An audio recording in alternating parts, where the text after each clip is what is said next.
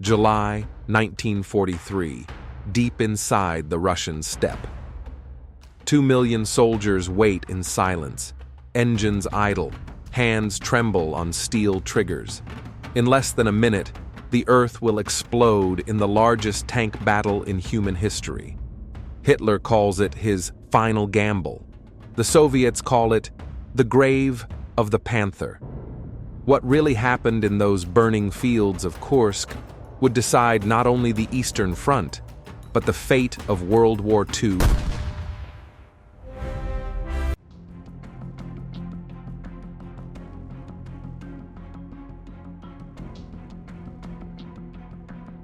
Hitler's plan and the new wonder weapons. By spring 1943, the front line had curved into a massive bulge, the Kursk salient. Hitler saw an opportunity: strike from north and south, trap nearly 1 million Soviet troops, and destroy them before they could recover. His generals were divided. Field Marshal von Manstein urged an early attack in April, while the snow was still melting. But Hitler hesitated. He wanted to wait, to unleash his new wonder weapons. Those weapons were the Panther and Tiger tanks.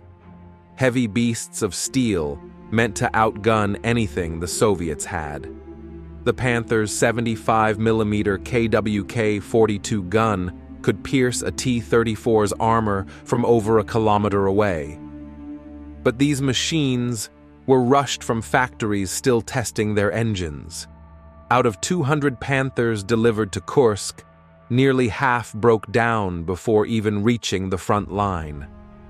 Heinz Guderian, the father of German armored warfare, warned, "We're wasting time and tanks for a battle that should never be fought." But Hitler ignored him. To the Führer, Kursk wasn't just strategy, it was revenge.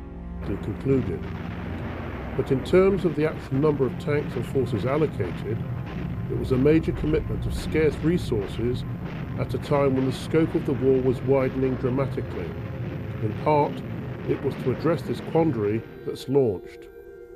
The task of the offensive was to destroy the great Soviet salient at Kursk and eliminate the vast Soviet forces therein, thus shortening the front line and freeing up panzer divisions for transfer to the west to deal with the expected Allied landings on the mainland of Europe. Originally planned for the spring, the Citadel was repeatedly delayed to allow for adequate numbers of third. While Hitler delayed, Stalin and his generals moved faster than ever. Thanks to British intelligence and the Lucy spy ring in Switzerland, Soviet command already knew the exact German plan. Marshal Georgy Zhukov, the hero of Moscow and Stalingrad, urged Stalin not to attack first, but to build an impenetrable fortress. The Red Army created 8 defense zones, totaling over 3,000 kilometers of trenches, 400,000 mines, and 20,000 anti-tank guns. Entire villages were evacuated and turned into killing grounds. Soviet engineers even dug out hidden command bunkers, connected by phone lines and camouflaged under wheat fields. As Zhukov said, the deeper the Germans come, the less they will return.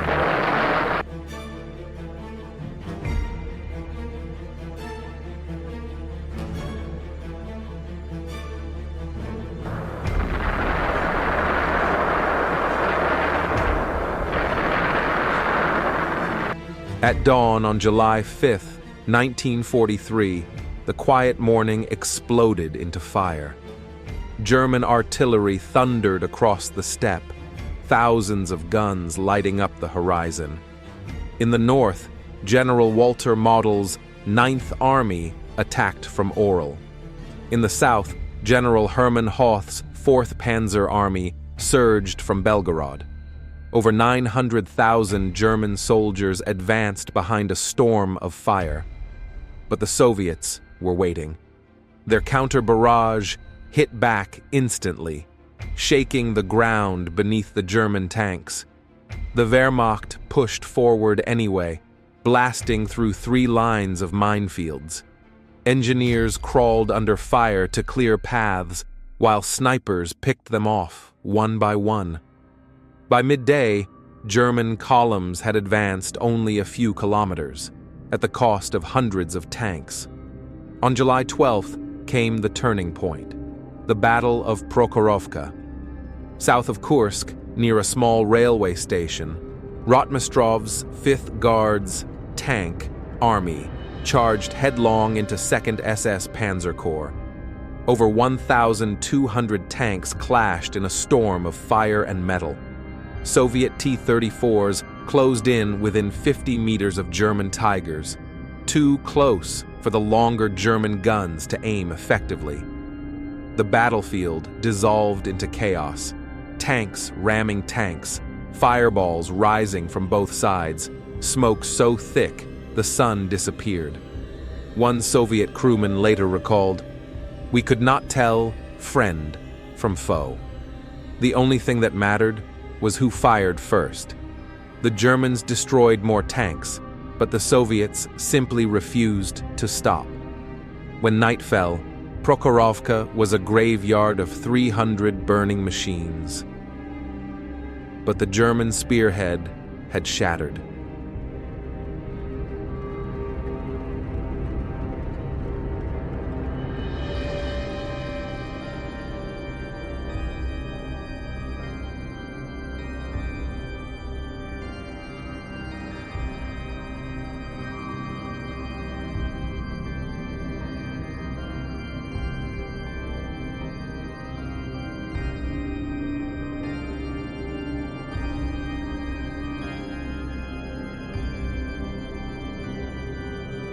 As the battle raged, news from the Mediterranean changed everything. On July 10th, the Allies landed in Sicily. Hitler panicked. He ordered his elite divisions, including the Leibstandarte SS, to pull out and defend Italy. His generals protested, "If we withdraw now, everything we've bled for will be lost." But Hitler didn't care. Operation Citadel was officially over. The Germans had lost 1,600 tanks and nearly 200,000 men. The Soviets, though suffering twice the casualties, could replace their losses. The Germans could not. In less than 2 weeks, the tide of war had turned forever. From now on, the Red Army would move west, never to stop again.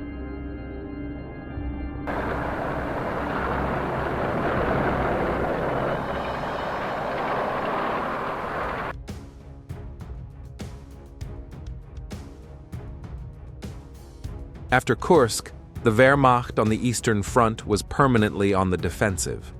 Within a month, Soviet offensives retook Orel and Belgorod.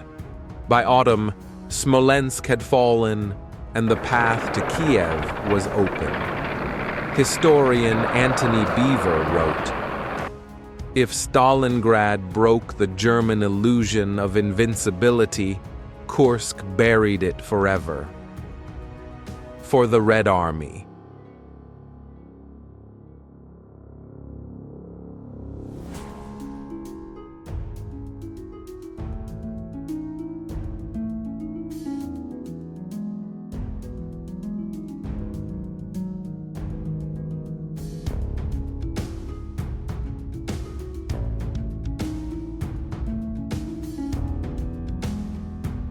Kursk ended Hitler's dream of victory in the East, but it was only the beginning of Germany's collapse.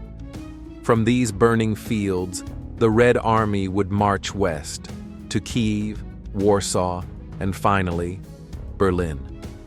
Next time on BraveTracks, we uncover the secret German mission that tried to turn the tide one last time.